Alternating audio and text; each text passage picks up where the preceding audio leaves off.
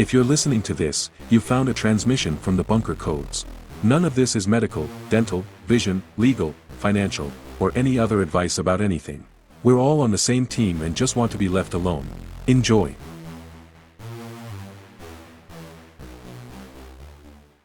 Welcome back, everybody, to another fantastic episode of I'm Gonna Talk, and you're gonna listen. And I don't have a super comfy setup yet. I wish I did, but I don't. I don't know. I like to put my feet up sometimes, but I haven't quite set my area up yet for that. So we've got a.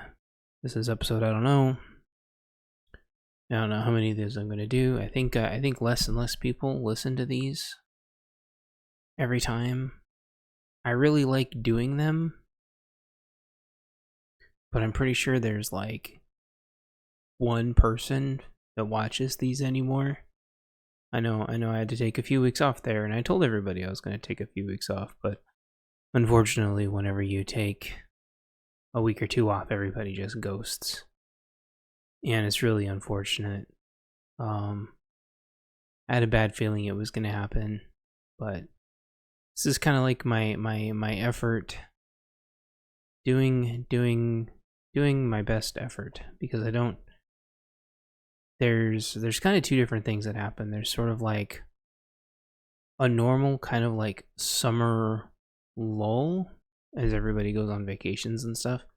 But even then, it's hard to like wrangle everybody back. But there's like sort of the second order effects of that. Of people are working on their own stuff. They're working on themselves. They're working on the things that they enjoy. And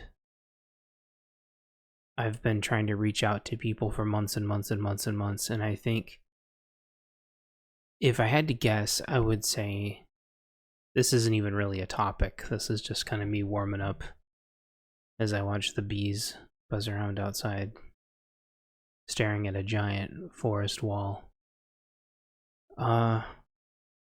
I think people hit their like saturation limits. Even content they really like and someone that they really like. I think people just hit their saturation limits.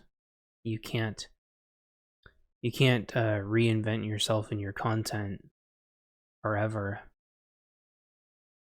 And if you can't attract new people, you can't.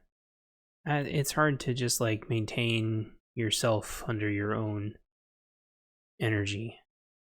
And I'm still working on figuring out how I'm gonna get a new laptop to go back to really delving into the artwork again. But honestly, too, like it takes a giant emotional interest or emotional investment to do artwork. Whereas podcasting and writing, you can sort of muddle along. With artwork, you can't. But there's been more interest, in me doing comics and me doing my card game. I'm still like right in the middle of writing Ghost Company 2, and more just really fun ideas keep pouring in. But I think the issue I'm gonna run into with Ghost Company 2 is kind of like there's like a plot, there's like point A, point B, they need to this is more the beginning of this. If you're already bored, for periodically I like to inject some of what's going on with my writing in these. So there you go. So Ghost Company 2 is turning into a great story, it's not having an identity problem, although I had not given a lot of forethought into like necessarily the roles that each character is going to do. In my books, I always let my characters decide what they are and aren't going to do. And come on, Mocha.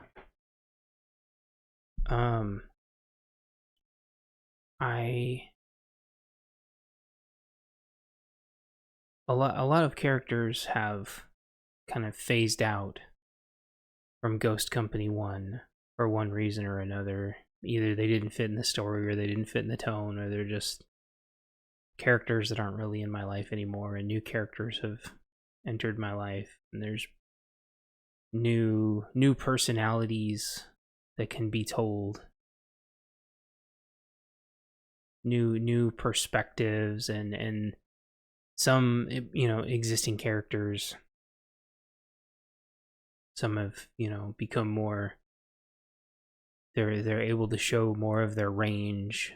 You know, a character that was a little more gruff in the first one can be a little bit more of like, you know, a father and a protector, and another character who is silly can show more of his innocent side. And so I really, in P&W Affliction, I really kind of tell two different kinds of stories. Sometimes they're straightforward, like A to B, because I need to establish that something happened, and I think the thing that happens is interesting, and then I think how they get there is interesting. So those are like half of my stories. The other half of my stories are like, I think I can tell this story in a really interesting way. And even, stop it, Mocha. I know you're right there.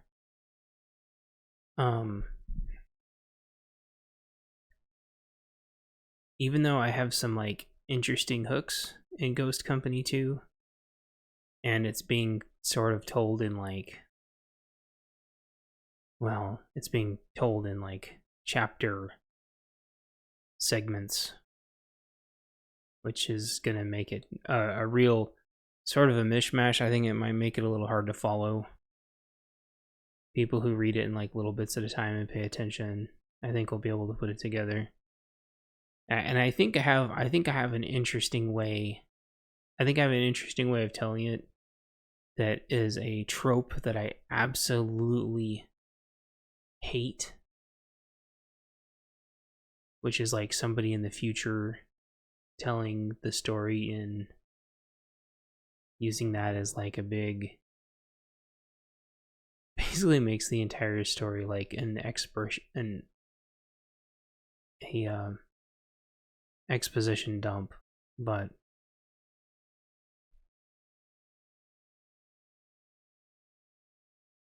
I like it because I don't have to like tether every single second of the damn book together.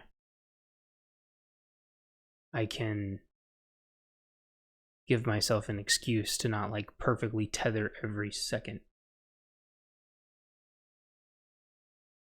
which I think sometimes is interesting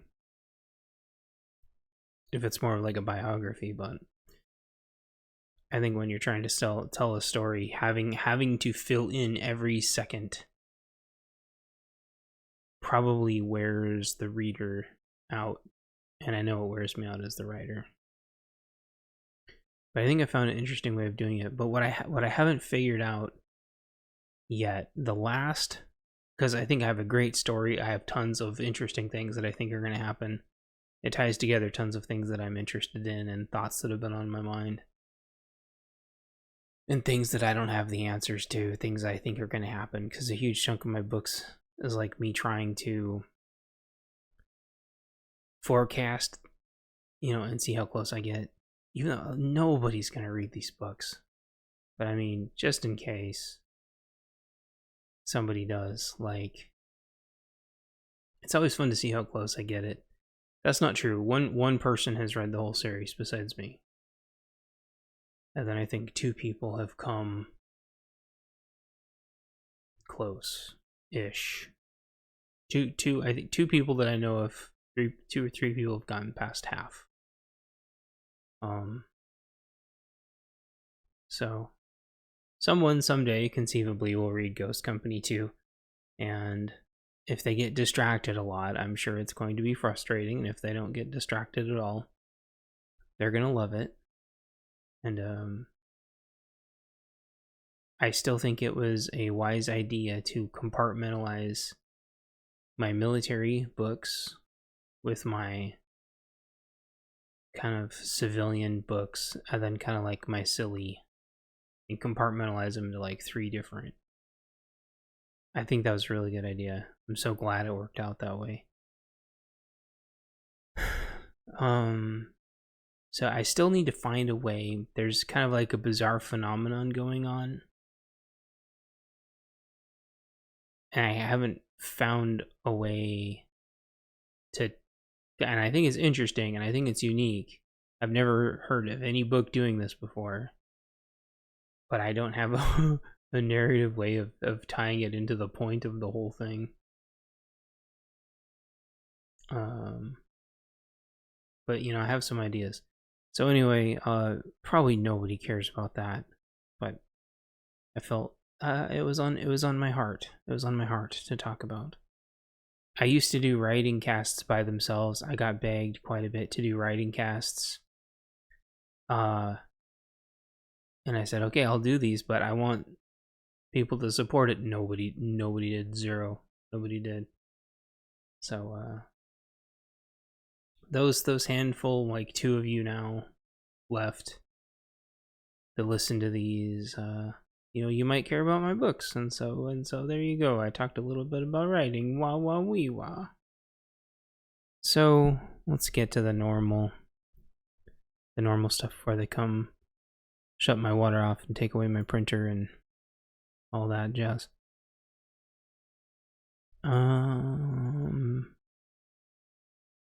The first thing that really jumped out at me, I know this is like a trope that everybody's heard a billion times when it comes to collapsey shit hits the fan post, and people go, I'm gonna lone wolf it. And I know every YouTuber's talked about this 1,000 times and just beat it into the ground, but there are still people that think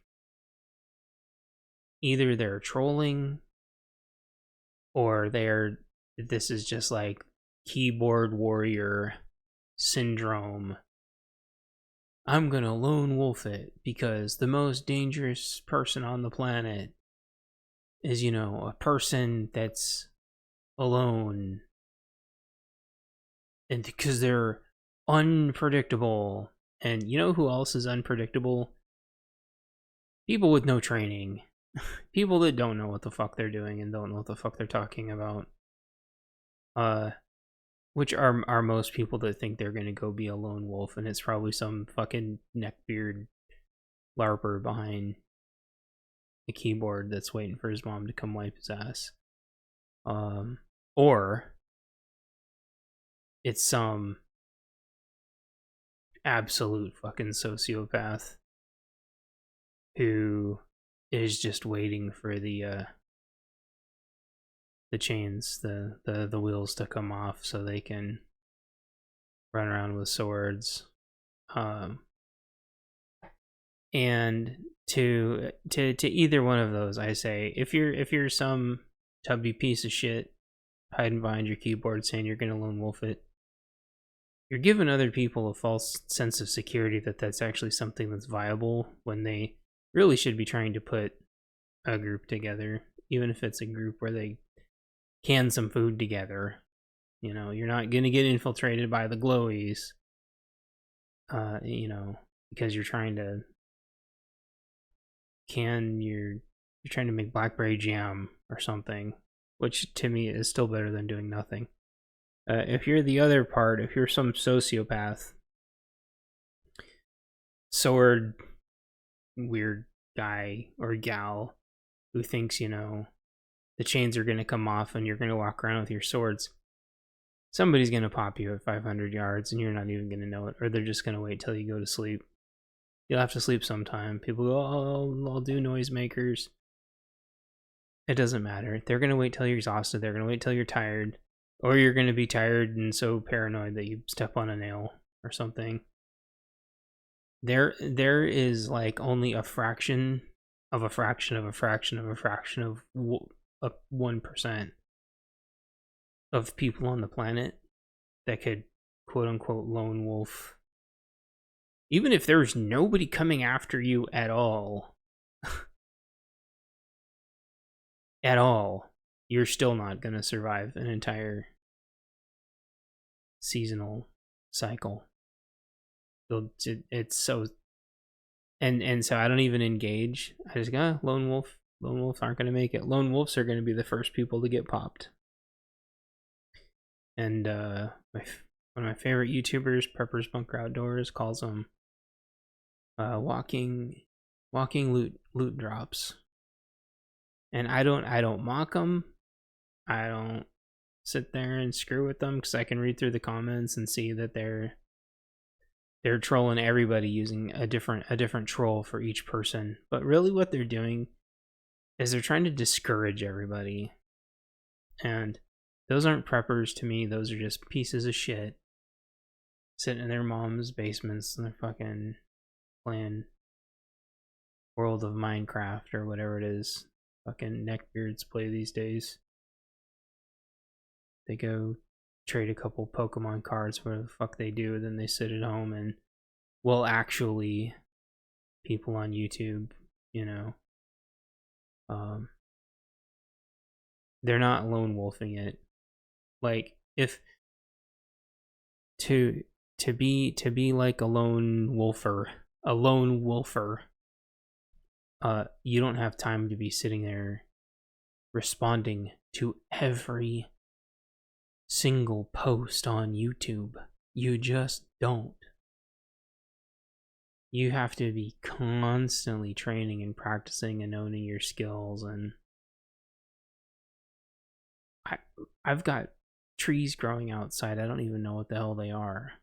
I walk by them every day and I can't tell the difference between a peach tree and a plum tree and a walnut tree. Like, and I know that, and I'm not going to pretend like I'm some big survivor doodly-doo, because, hey, trees' lives matter. They do. Like, when I grew up, when I was a kid, my dad had probably 7, 8, 9 apple trees, 3 or 4 cherry trees, a couple more cherry trees in the back, 2 or 3 more cherry trees in the back, 2 plum trees, 7 or 8 gigantic blueberry bush. I know it's simple to study leaf. That's not the point. I know I could just study leaf. The point is that I don't have time. And so, but when I was growing up, my dad had, I want to say maybe his property, now that I'm thinking about it, was maybe like 2 acres, except it was 2 acres like long instead of wide. He had almost every inch of that. Oh, thank you. He had almost every inch of that covered in something that produced food. And we couldn't have harvested it all if our lives depended on it, working from sunup to sundown. So there's like a critical mass of food that you have to try to prepare. So, okay, so So let's circle this around a little bit. We're talking about, lone wolf McGee that's gonna lone wolf it because the most dangerous animal on the earth is an unpredictable person by shut the fuck. So no. Because some lone wolf idiot isn't going to be sitting there and lone wolf picking peaches all day. I know. Whoa. I know.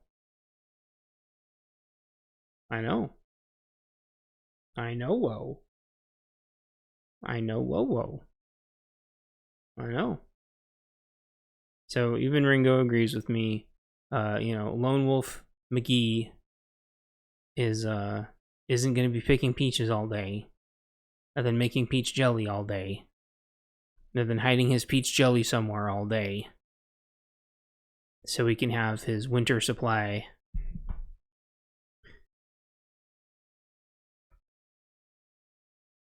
His winter supply of peach jam. He's not going to be lone wolf making fucking peach jam for a month.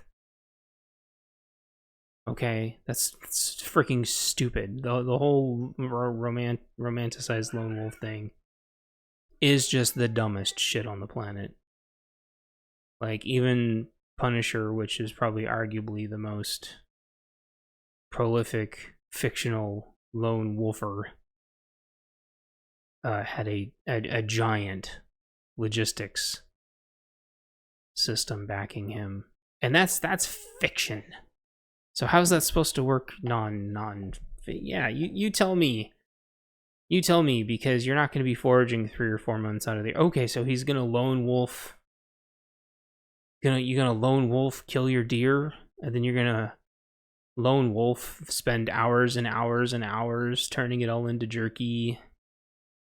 And lone wolf smoking your deer for hours and hours. Shut up.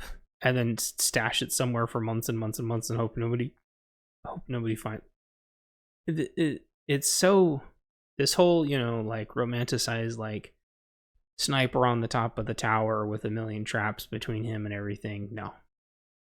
You're just going to get popped because you're going to get tired, or you're going to accidentally hurt yourself, step on a nail. You're going to slip and fall off a ladder. You have to have, at a minimum, a second person or a dog.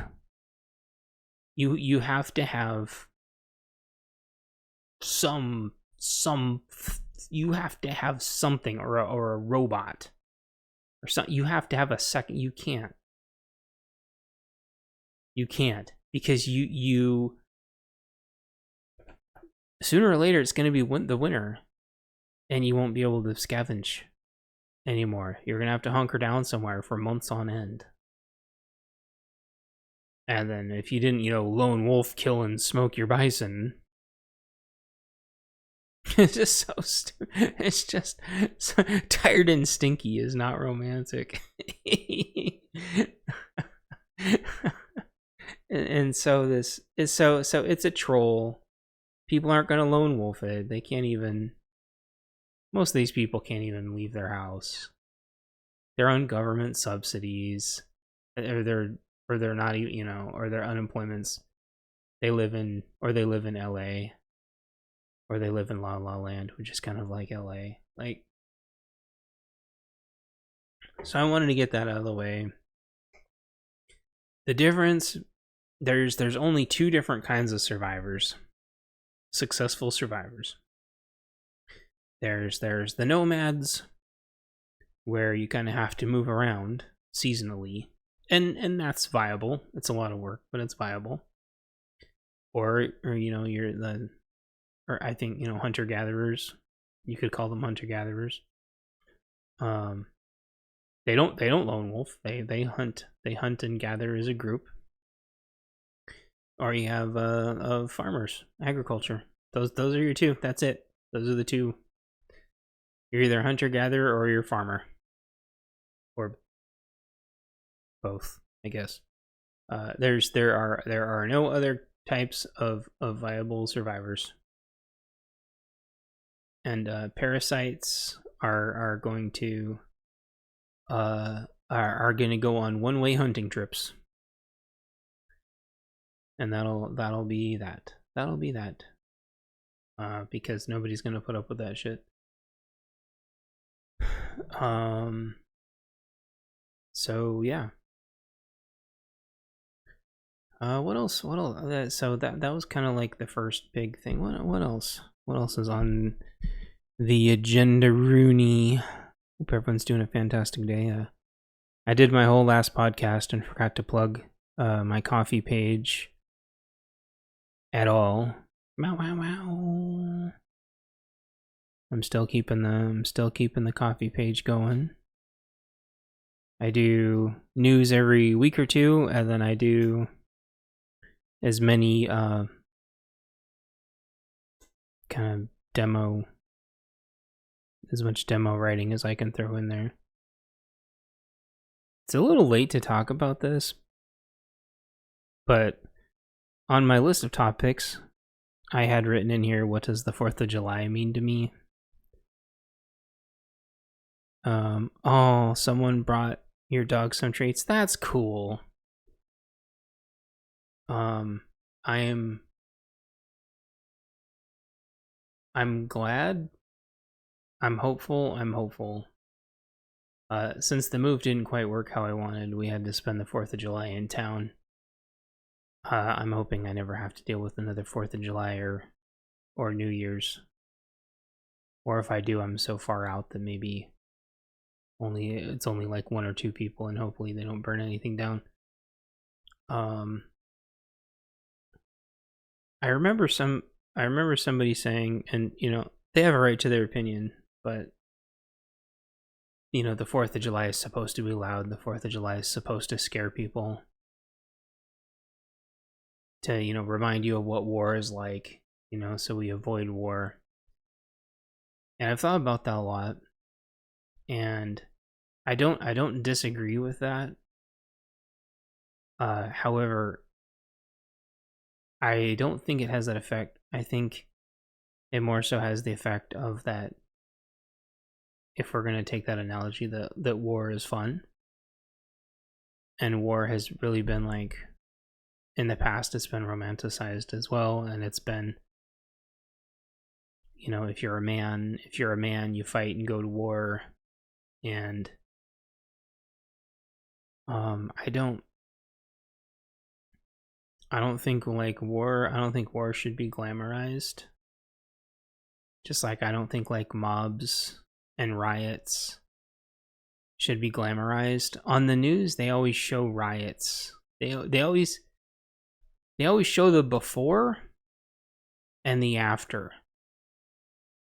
They don't show rarely anymore have they actually shown like real horrific mob violence. Just like in wars, they don't show the war atrocities. Just like, they'll talk about how women don't have equal rights and this and that. They don't show what happens to women in third world countries. Things that I can't repeat. That are just the most unspeakable things. And yeah, I think I've said this before, bad things happen stateside as well. They don't talk about those things either. And this whole it's almost like culture has like glamorized war and riots, and it's like commercialized feminism. And it's like it's commercialized and turned every single thing into like an identity. And like whether it's street racing, which I know the Fast and Furious movies are fun, but those do not show what street takeovers are actually like now.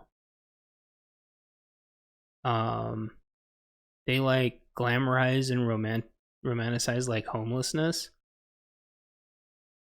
and mental illness, but like even on the news now after attacks, they'll still excuse mental illness. And there was a gal the other night, this dude walked up to her and he threw a metal, like a big metal thermos almost, and hit her right in square in the face, and he threw it full force, 100%, sent it like a metal thermos right into her face. And the person that she was with, I don't know, I think it was a guy. They're saying like maybe it was they won't say the gender that or at least they didn't. But there's a video of the whole thing. Yeah, it was a female doctor. And they're going to hang her out to dry because she has the audacity to say that something should be done about this. Even though I'm sure she's left-leaning and I'm sure she voted liberal. But you're not allowed to say that this is wrong. Whether you're a man, woman, green, purple, blue, left, right, or up or down. She could have been a purple alien in a wheelchair with a tentacle eyeball coming out of the top of her head, and they still would have said it was because it's all a matter of like who's the most vulnerable, right? And they'll say that the person with the mental illness that attacked her is more vulnerable than she is. They know exactly. And just like all the other homeless attacks downtown, they 100% know who that is that attacked her. They 100% know who it is, and they're not going to do anything about it. And they glamorize mental illness and homelessness, and they keep feeding them and feeding them and feeding them, and they blame Christians for not taking care of them when it's the Christians that keep feeding them. And then they blame nonprofits for enabling them because the nonprofits keep feeding them over and over and over and over. They try to give them safe housing, they turn it down. But I've said this time and time again, they do not protect the people who are actually vulnerable. If there's a psychopath walking around attacking people, they could be suffering from some illness or something. They could be seeing giant monsters, and they could be thinking they're doing the right thing. But they're not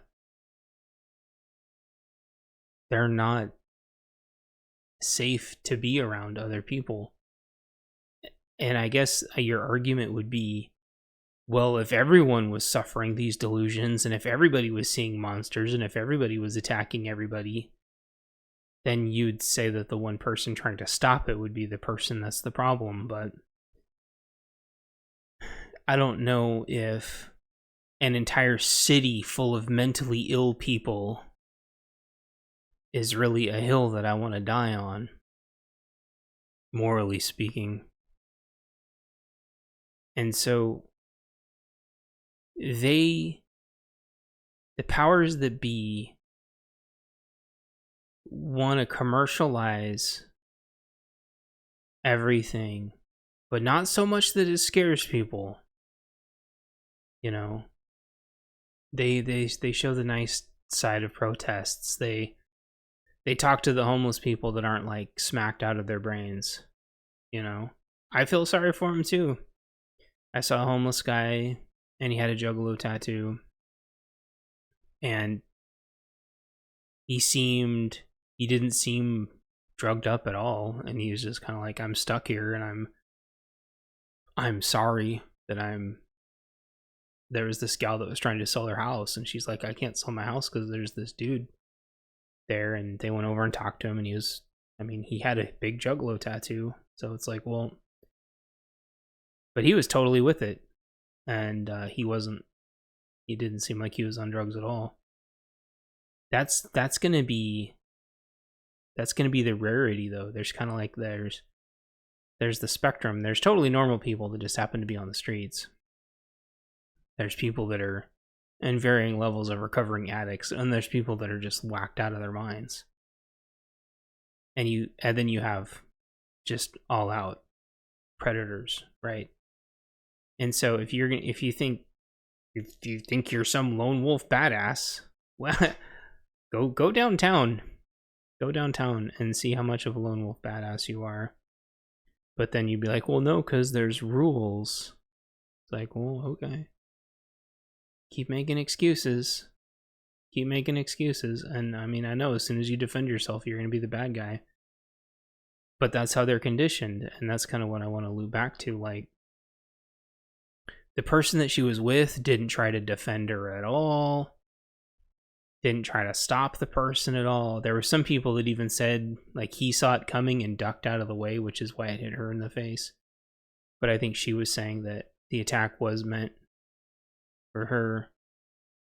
The problem is, though, is that they have propagated this idea that it's safe downtown, and that they have their useful idiots every morning that go, look, everything's fine. They send pictures, look, everything's fine.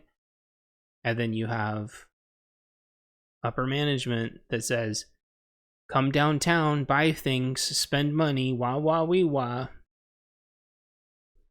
Spend money, come help rejuvenate downtown, rejuvenate downtown. And then somebody went into Chinatown last night and started destroying everything.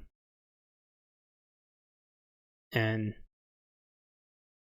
there's a portion of one of my books that talks about Chinatown having to basically militarize, which I don't think they should have to do, but I think they're going to have to do. Unfortunately, when you have to militarize to defend yourself, the warlords take over, and I don't think that's necessarily a good situation. All right, we're back. So I was talking about the, saying town is safe when it's clearly not safe. I kind of want to transition back to sort of my first topic, but it's the topic that I always talk about. And thank you for the triple. This episode's filmed in front of a live studio audience. Please don't take my printer. Please don't take my printer. I keep reading the news. I keep hearing the news about how they're still like trying to raise interest rates and burn through everybody's savings. But I think everybody is just about out of savings. So leave a comment down below if you are super, super poor now and you feel like you're only getting more poor. My mom asked the other day, she said, what if they make you come back in the office? And I'm like, they're really good at making bad decisions, but I think I think businesses have lost more people now than they will ever be able to recoup, which is going to leave downtown an absolute wasteland. Especially like I was saying, like Chinatown got attacked. Hey, how's it going? I'm filming a podcast. I hope you're doing well. I think I was recording when I was saying this, but Chinatown got attacked last night. Downtown, they ripped some of the granite off of one of the statues, and then they started throwing the granite that they were ripping off the statues through the windows. And there's pretty much like no windows that are going to stop granite. And they can just take go steal a crowbar or a hammer.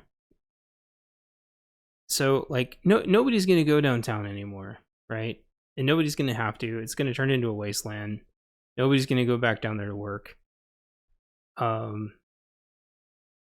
So everybody's like hurting worse and worse and worse.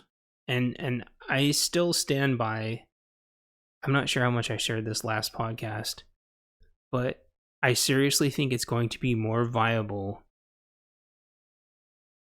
to work on food than it's going to be to work. So if you can grow eggs or grow something or jar or can something, I think that is going to be worth more than a job very soon. And I think I said this in my last one too. I don't know how the people that work at grocery stores are affording food anymore. Groceries are horrendously expensive. I think Christmas is going to be really interesting. That's usually when like the rubber hits the road. Is if like nobody can buy Christmas presents, and then people don't hire for the Christmas rush. That's probably what's gonna seal the deal. And I heard like luxury item sales are going like way down. I hope, see, with my books, I always wondered to myself, like, I used to do comics. We talked about that before. Comics aren't recession proof.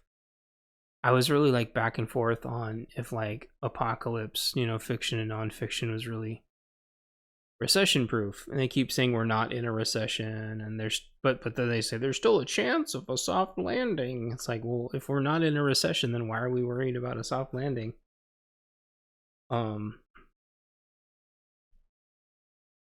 I don't know. I'm still worried about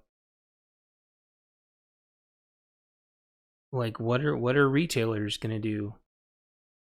So, like what's HR gonna do? Who did I just hear about? Was it, I can't remember what company it was, but they just like laid off all of their recruiters or something. Holy cow! There's a legend. There's a legend from the past. How's it going? Appreciate y'all.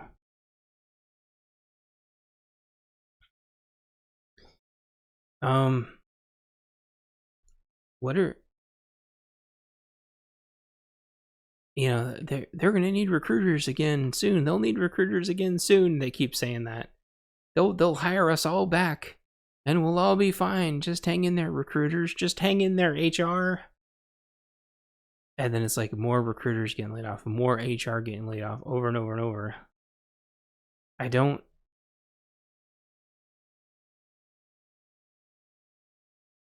I really think like people need to be working on greenhouses, and they need to be working on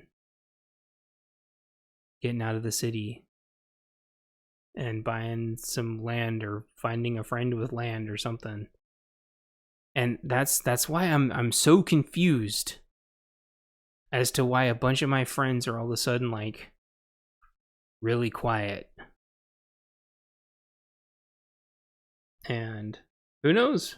Who knows? Maybe it means I got voted off the island.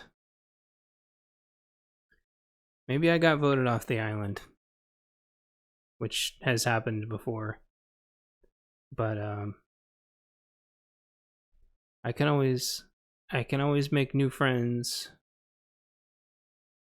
in real life. Anyway, everybody needs lots of help. But the other thing I notice is like everybody has a side gig. So you better have, dual income with a side gig. And stay out of the cities. And I had so like along with just the rampant vandalism and just tearing things down, another thing happened. Street racer, could have been a drunk driver, I don't know. Somebody drove right through someone's house. Unfortunately killed a gal and her dog. while the police and fire department was there, another car drove right through the intersection and smashed into the fire truck, and they grabbed that person and arrested them too.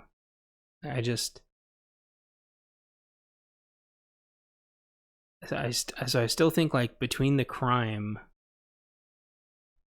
and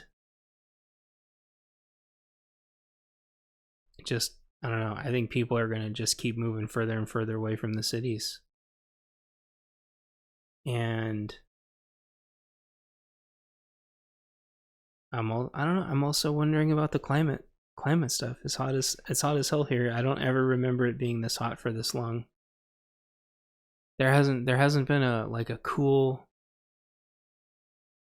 day in like weeks. Like, usually there's like a transition where you maybe even get like half a day between weather patterns, but it's been hot. I think it like gets sprinkled for like a little bit one day, then it's been hot, like sprinkled for a minute. I don't know, it just feels like weeks and weeks and weeks of like 100 degrees. But thank goodness, like, the AC is working. But I know in the rest of the US there's lots and lots of storms going on. Well, I feel like I'm rambling now, but while I look through my topics, is there any topics that anybody else, all of you in chat, is there any topics that are interesting to any of you?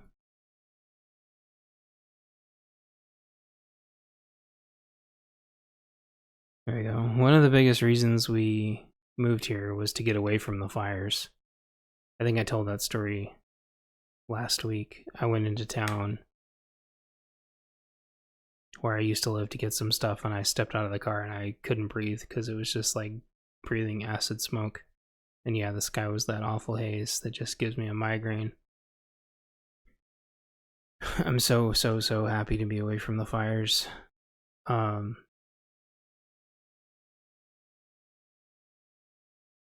So one of my 3-year projects related to food. Canada needs to quit smoking. Hey buddy, that fire needs to get put out. Put that fire out right now. As my story orb jorked needs to go put the fire out. One of my kind of 3-year projects revolves around potatoes. Everybody says, just put potatoes in the ground. Just put potatoes in the ground. You can seed bomb and put potatoes and dooba-dabba-dooba-dabba-doo.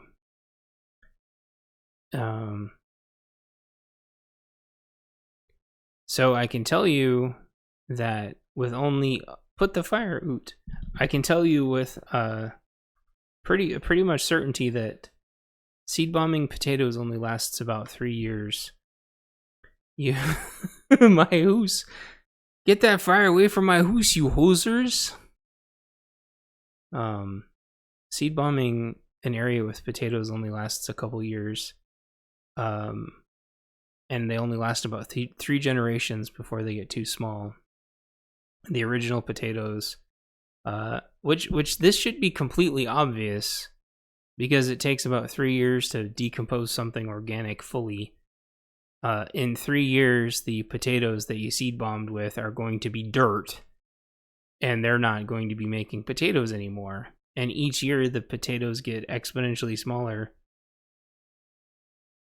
And by the 3rd year, your potatoes that you seed bombed are about the size of a little pebble. Which isn't to say that's a bad thing, because you can dig them out and reseed them, which is exactly what I'm going to do. I'm drying the potatoes out right now in a covered area so the sun doesn't hit them and burn them and turn them into poison. And I'm going to reseed them in the spring after their little diddle-doos come out. They won't make a ton of potatoes, but I can eventually rehabilitate my potato farm with them. What I will say is I tried purples, golds, reds,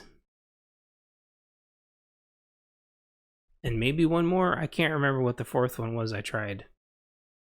But only the reds, browns, I guess, with the giant Costco ones. Those made the most biggest the first year, and then they were all turned into worm food by the third year. The golds did the best and made tons and tons and tons and tons of little gold nuggets. And the reds did pretty good. There's a couple little red nuggets in there. So if you seed bombed in pretty decent dirt, even if you didn't water it, only watered it sometimes, or only covered it in grass sometimes, you could conceivably have enough potatoes to reproduce your potato farm in 3 years. I wouldn't go any further than that, though, because the potatoes will be too tiny. You'll have to save them and then maintain them that third year. So, and I think that's with me, like, eating a couple and then reseeding a couple, trying to grow tots. Yeah, I know. I had to, like, really restrain myself to not just, like, throw the whole bucket in a pan with some canola oil and just, like, fry it up and eat them all. I'm like, no, I need to reseed them. Don't eat them. So I have potatoes equals communism. I know. But if they try to starve us out, I need my potatoes. And I need to know how long my potatoes last. I gotta say, seed bombing them in hard dirt, they'll still grow their 1 year, but they won't propagate again. If you seed bomb soft dirt with lots of drainage, they'll be fine. I do suggest that you go cover them with some straw every once in a while, or dirt if you have more dirt. If you can water them, great. But if you can't water them, they'll be okay.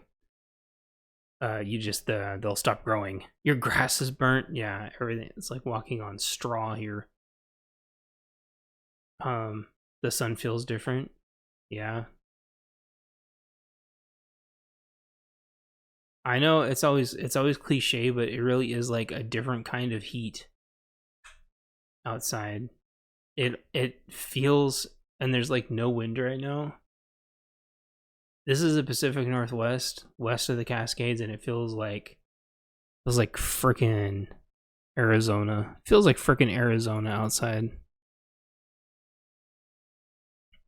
And yeah, everything's getting burnt.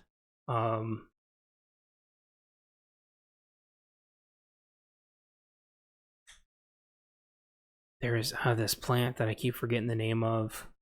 It was doing really good and it was coming back, and then all of a sudden it just got like, it got nuked. My aloe plant got nuked. Because it was like 100 during the day, and then it was like below 60 at night, which is like desert. That's like desert weather. So usually what it does here is if it's like 100 during the day, it'll be like 80 at night. But instead it was like 100 during the day and like 55 at night. It just makes me sick thinking about it. And so we moved here, then we put our stuff outside, and then it was burning all day and then freezing all night. And it's just nuts. That's just nuts.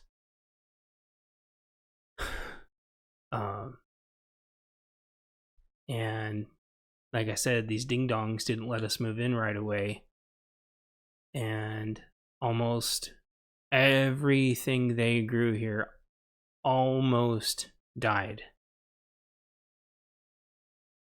They had probably like 10 fruit trees planted. They almost all died. Some of them had all their leaves burnt off. And I'm just barely bringing them back from like the brink. That would have just been a waste of just hundreds and hundreds and hundreds of dollars. and fruit trees. I can't believe they didn't let us move in when we wanted to. Absolute. I know. The house was insured. The house was insured. Oh, it's so frustrating. These plants. Yeah, I mean, he was like, "Oh, this makes so many. My blueberry bushes make so many blueberries. It's so awesome to go out every day and eat my blueberries." I get here, and the blueberries are scorched and fried and brittle.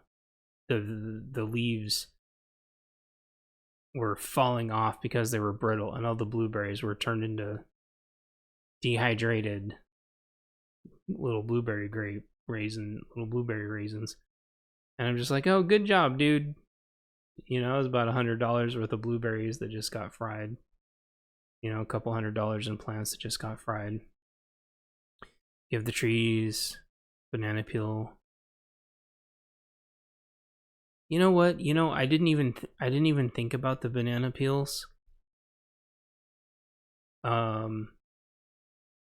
I always save my coffee grounds because blueberries love coffee grounds, and I don't think he fertilized these blueberries at all. I didn't think about saving the bananas. The bananas will feed the plants needed. Allow you to force feed them more. Oh, okay, yeah. I didn't even think about saving the banana peels. I'll start doing that. I'll start taking the banana peels out. Unfortunately, like 2 of the apple trees are like really, really severely damaged. So I don't think they're gonna last like 10 more years, but like some of the pear trees and apple trees are pretty good. Yeah. Yeah, because these blueberries, I can tell they're like first year blueberries. But pro tip, never ever let your blueberries produce berries on their first year. It stunts their growth. Hella. You have to scrunch the blueberries off before they can get started. Kind of by twisting your fingers. And then you will like double. You will double the size of your blueberry bushes in like a year if you do that. But he didn't scrunch the blueberries off. So next year, guess what? These blueberry bushes are going to be the same damn size. They won't have grown at all. Good job. Soak the peels in water for 2 days? Hell yeah.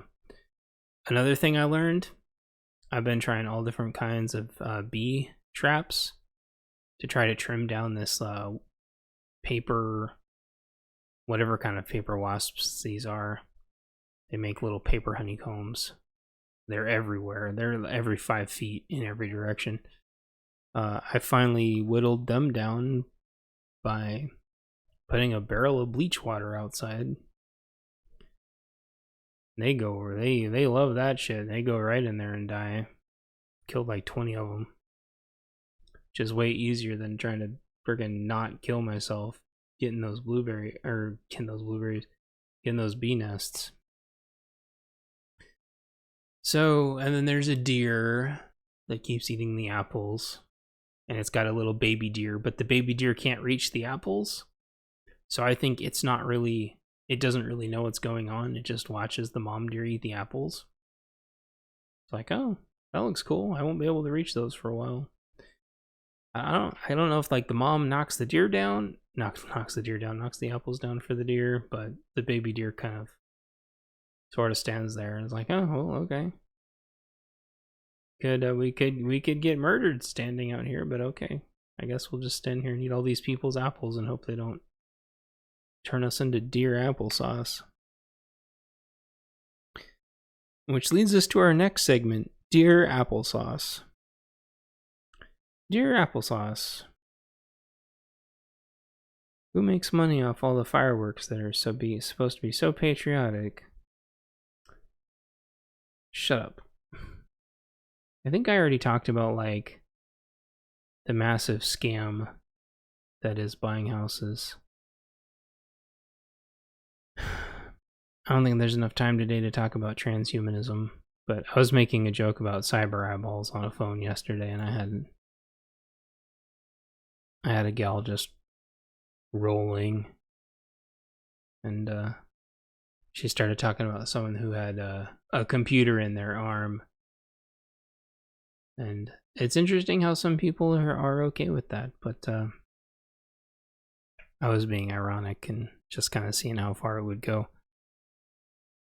But no, I don't think putting computer parts in us is a good idea, because sooner or later we'll all be required to have computer parts in us. And we'll talk about transhumanism some other time.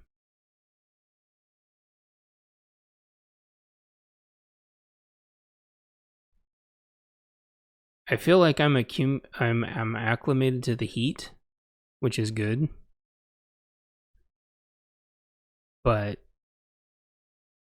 I have no desire to do anything. But I still kind of like muddle along. But tomorrow morning is going to be, we've officially been here, I think, we've officially been here for 2 weeks? Is that what it is? I think that sounds right.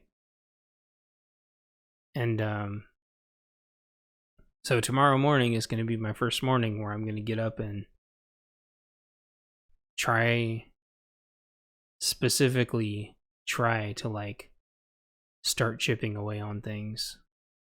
I spent last Saturday working on the house, and I don't remember last Sunday at all. I think maybe I slept the entire day. I'm not sure. And then tomorrow, Saturday, I'm gonna just be working on stuff until it gets too hot. It's gonna be my first day that I'm working on the yard. And I'm really excited, and I hope it's not super hot tomorrow morning, because I'm really looking forward to working on the yard. Really, really looking forward to working on the yard. I think maybe a little bit, besides the fact that just life is really hard right now. I think part of the reason why I'm not jazzed to go out there and work on everything is because it's like 100 degrees and looks like a barren wasteland. I like crunch through the barren wasteland to get to my garden. And then I water everything, and if any water gets on me, it immediately evaporates. And then I crunch back through the barren wasteland and get into the house.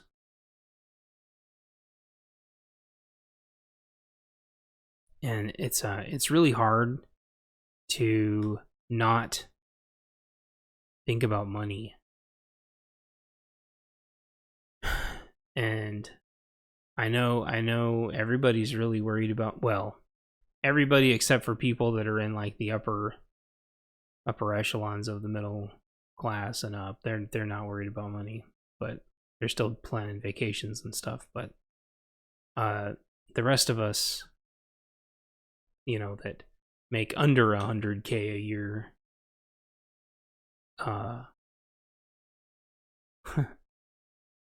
this is interesting. I think I want to reflect a little bit on where I thought I would be. I thought my house payment would be lower. I thought that my books would be doing better. And I thought that crypto would be doing better. because I wanted my crypto to have enough like liquidity in it to where I would have a couple of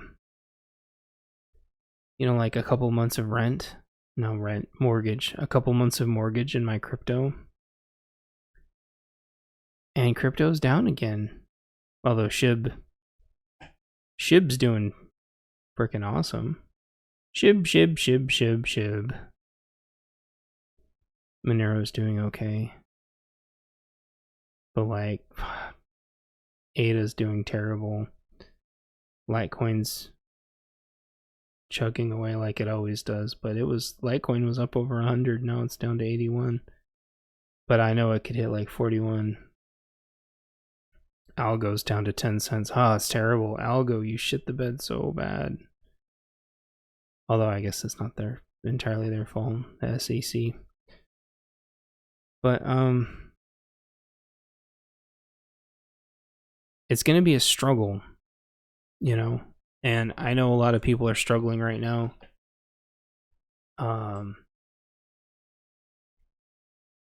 And the struggle is going to get worse, but there's a lot of people that are doing fine. But I guess maybe it's hard to reach those people. What do you mean?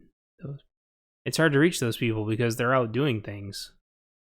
They're out screwing off and adventuring or sitting in a cool stream somewhere. They're not stressing about life and money and their job. And so there's really like no way to reach out to those people and be like, hey, do you want to buy a book? And they're going to say, no, I don't want to buy a book. I'm enjoying my life.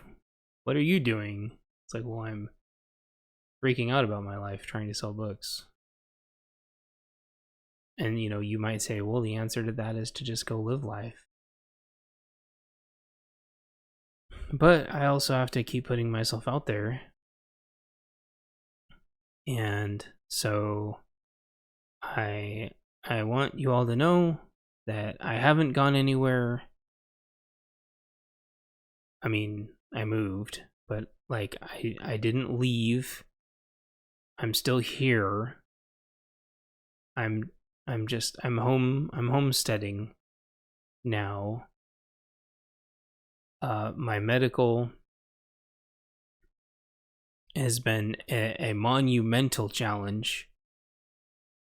It did not occur to me, since they're trying to keep everybody compartmentalized in the cities, that there's basically no medical services in the rural areas, or even in like the larger small cities. There's almost no available medical. They're either not accepting new patients, or I can't figure out what insurance they take. So I don't regret this. Everything here is just so quiet and peaceful. I'm a little stressed out just because, like, I don't know. I'm always worried that bad stuff's going to happen. But, there's things I can do to mitigate that. It's just going to take time and energy and money. But I just want to let you know that I'm still going to keep putting myself out there.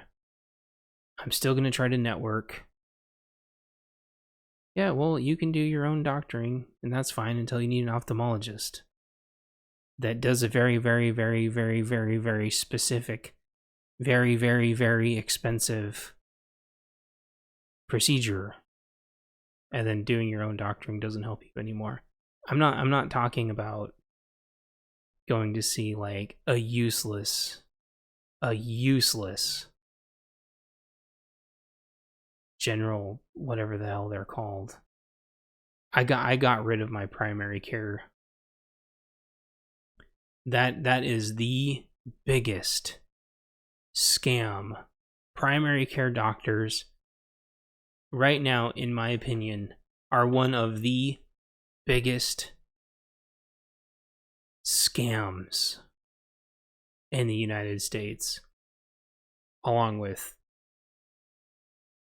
real estate and insurance. I think the Rona has proved that we don't need primary care physicians anymore. All they do is gatekeep a couple of things, like making sure you take the right antibiotic. Aside from them making sure you take the right antibiotic, I think the other 99.9% of family medicine can be done online. And yeah, I know you guys like to make jokes and stuff. Make your jokes. I'm talking about a real thing. You know, real doctors that do real procedures that you now have to drive 70 miles because they want to force everybody to live in the city. So not everything has, not everything can be joked away, or, there's natural remedies for a lot of stuff, but they get you where it counts. And when you need real medical work done, of course there's a trade-off. Of course there is. That's not the point. What I'm saying is, yeah, you guys, every time I try to be serious, you guys make a lot of jokes, and then I have no idea if you're getting the point or not. So there's a lot of challenges right now, and I'm gonna keep putting myself out there, and I hope you guys like my podcasts, and if you want me to do more podcasts, let me know. And if you want me to keep writing my books, keep supporting and sharing my books. And I don't think there's a lot to laugh about right now. I don't think any of this is a joke. I think that there's a lot of people hurting right now. I think there's a lot of people that are stressed right now. And I don't think having to travel 70 miles to get a procedure when there's a doctor 20 miles away that your insurance won't cover, I don't think that's a joke. I think that's fucking bullshit. I think it's bullshit to spend 3 hours on the phone trying to convince a doctor's office to submit a contract to one of the biggest insurers in the United States to do a procedure that they literally do at their other doctor's offices with the same doctors that are insured. And I think the only way that anything is going to get done about this is if people keep talking about it. Because the people that need to hear us aren't listening. They don't have to listen. And I'm not saying, we shout so loud that they can hear, or turn into pains in the asses, but I think that raising awareness is a really good idea. And I'm sad that it feels like I lost so many friends in the process. I lost a lot of friends when I lost my last house, and I feel like I lost even more friends in the process of trying to get this house. And I don't understand why people that are like-minded or that have to work together, I still don't understand why people can't come together and help each other when they need it. Like, if I had to work and stay in the office for a few days, nobody wants to let me stay at their house. If I have to go get an eye procedure done, nobody's like, hey, you can stay at my house and, sleep for a few hours until your eye gets better. And then you can drive back to your house. You know what they say? There's trade-offs. You know what they say? You decided to live there. They just throw it in, and that's why it feels like it's just getting thrown back in my face. And I think eventually being out here is going to heal me. But I feel like there's also a lot of jealousy. First, I feel like there was a lot of scorn because I lived in a back room, or because I was friends with a bunch of drama queens. And then now it's like, oh, well, no, you live out in a rural area. You're not one of our friends anymore. And it's like, well, I got to make new friends, but like, why do I have to like lose my old friends and then go make new friends? Like, every single time my life changes, why do I lose almost all my friends?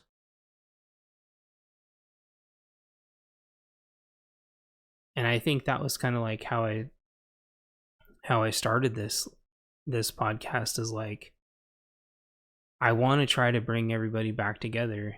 I know my brother is like really idealistic too. Like, why can't everybody just like stick together?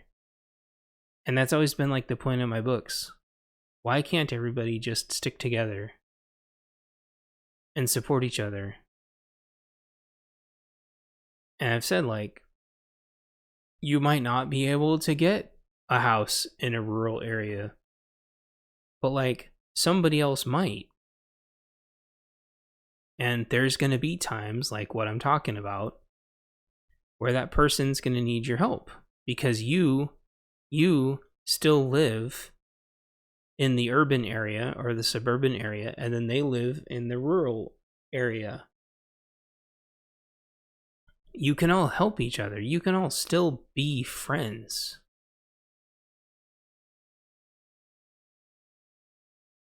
And that's what I don't.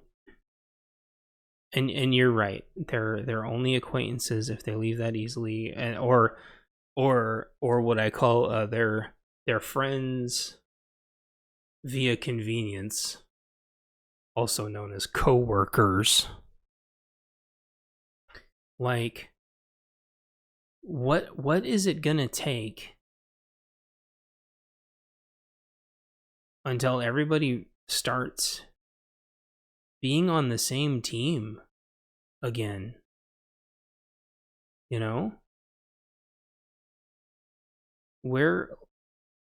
When did everybody become so like, we're friends but only as long carpool friends? You know what's so sad is like, carpool friends really are your best friends as long as you're in the car. But it's so hard to even find carpool friends. Like, if somebody's gonna stay at your house for like one night because it's easier to stay at your house one night than to try to make the drive back, why does that shit have to be so complicated? Because people don't want their lives complicated, but like, it means the world to the other person. And I think I'll leave with this. I was watching this YouTube channel and he was talking about how angels can like take the forms of people and they need like help sometimes, and so you never know if you're like helping an angel because the angel could be in like human form or something. And I talk about that kind of in my books a lot, but it never really like sunk into my head. And I'm definitely not saying that I'm an angel. And I definitely know both my mom and my dad accepted like quite a bit of people into their house. And I think it backfired like 100% of the time for both of them.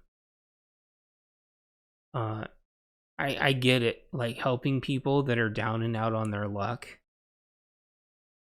You're not really, what is it, swinging up or whatever. The person's never going to be able to pay you back.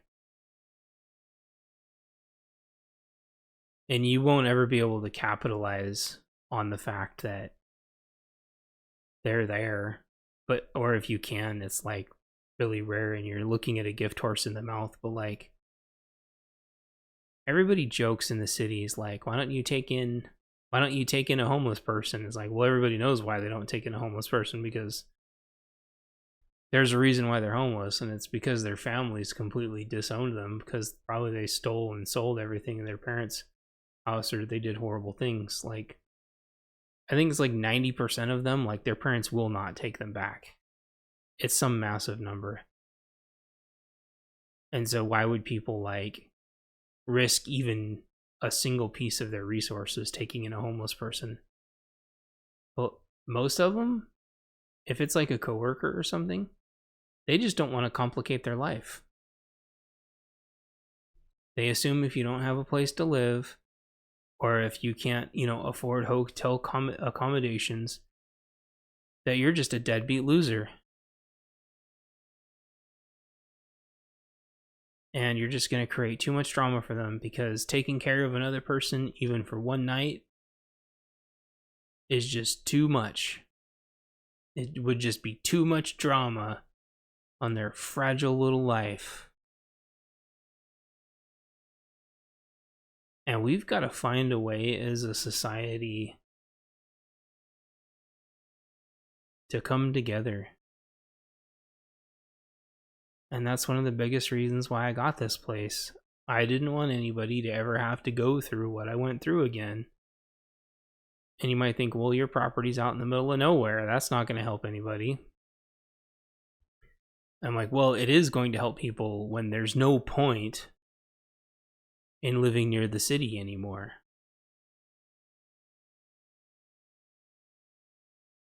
But for now, we all need each other.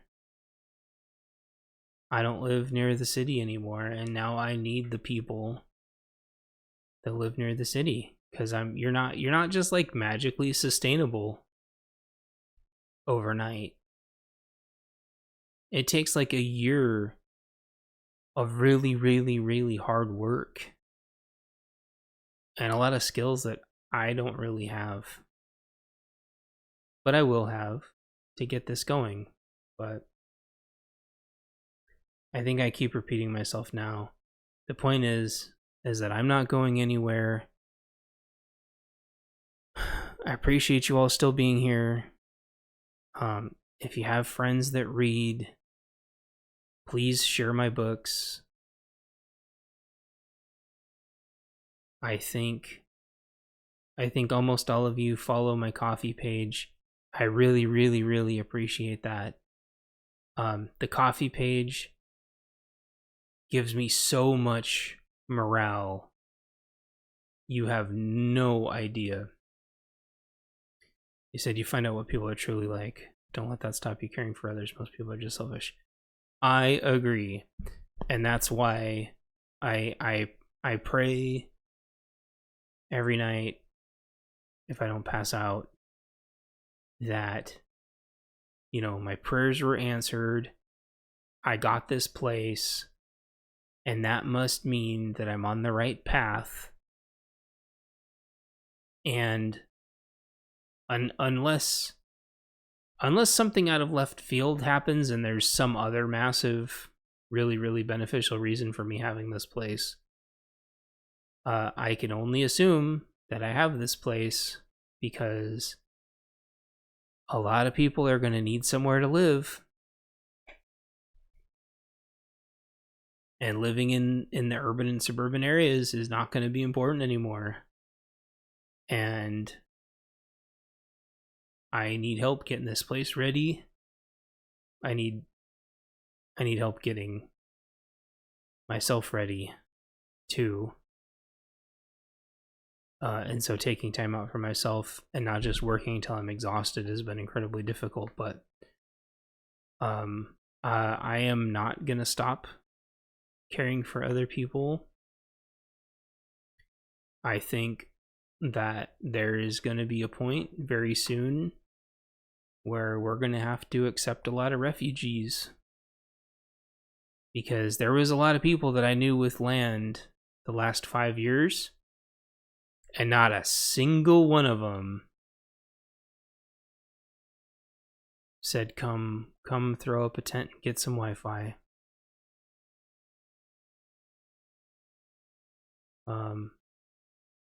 Or, you know, come get an RV and come park. Not a single one of my friends or anybody that I knew with property said that. Like, hey, you know, you got any friends that want to rent a spot? Not a single one. Now, one of my friends just did it, but that's kind of his attitude. I'm a more of like an ask permission or a get invited kind of guy. And he's an invites himself kind of guy, but that's okay. To be honest, he was in a worse situation than me. He was just getting horribly vandalized and home invasions and stuff while his wife was home, and the people were getting out of jail like the next day. You know, so his prayers were answered. And I'm okay with that. And me and him are still really good friends. And thankfully, you know, my other friend was able to bring him in. But I think I learned a lot. It takes a lot of infrastructure to support people. You know, you still have to figure out latrines. You still have to figure out water. And I think I'll leave with this. And hopefully I haven't been saying that I'll leave with this for a long time. I think I'm not just speaking for myself here. I think pretty much all of you are in drought. In a drought scenario right now, if I'm not mistaken. Ringo, are you in a drought situation? Ringo's in a drought situation. I don't know how on earth you go through a lot of water. And it's one thing when they say, you know, you go through 2 gallons of water per person per day, or 1 gallon water per day. Like, until you have to actually like measure that water out in water jugs. And like you said before, stinky people aren't romantic. This heat makes you really stinky. Well, come here. Come here. They're asking about you. Come here. Come on. They're asking for you.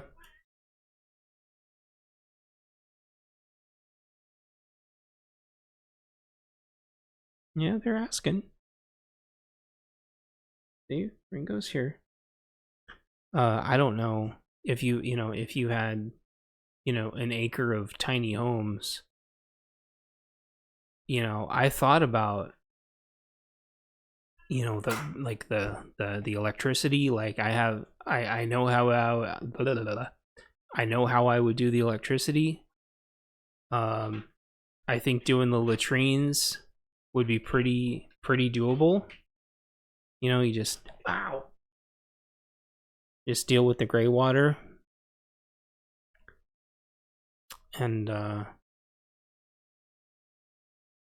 you just make sure you don't turn everything like absolutely toxic, and you keep it away from the well. But how you would get drinkable water, I have no idea. Like, a well can only support so many people. And there'd be no way to do water catchment. Hey, little guy. When it's dry for, like I said, it's only sprinkled a couple of days. For 2 weeks, that was like nothing. Meow. So, water. If I haven't chased everybody away, I think the homework I'll leave you all with is what would you do if a bunch of people had to crash at your house? How would you deal with when it's this hot out? How would you deal with just like the sheer amount of water that everybody would be going through? Ringo's doing his tippy toe dance. Cats and dogs need a lot of water too. I know. So I'll leave it there. I want to thank everybody for being here, and I think all of you are already on my Coffee page, but check out my Coffee page if you aren't. That helps me out the most. It keeps my morale up. And keep sharing my books. And I appreciate you've got many water sources. Good. I found out there's some creeks here, but they all dry up. Like you would have to have a big river right now for it to last through this. And so yeah, let me know what you think down in the comments below. And good luck, and keep in touch, and I'm not stopping these, and so share, and I'm gonna keep working on Ghost Company 2. And then we'll see from there. And I want to work on my playing card deck. Uh-oh, cat on the keyboard. Uh-oh, he's knocking things down like Godzilla. All right. I'll talk to you. I will talk to you all later. And Ringo's doing a happy dance. You gonna say goodbye to everybody? You're just gonna purr in the microphone? This is the end of the Bunker Codes transmission. Please tune in again. Stay kind to each other. We're all on the same team. 73s. Bunker Code clear.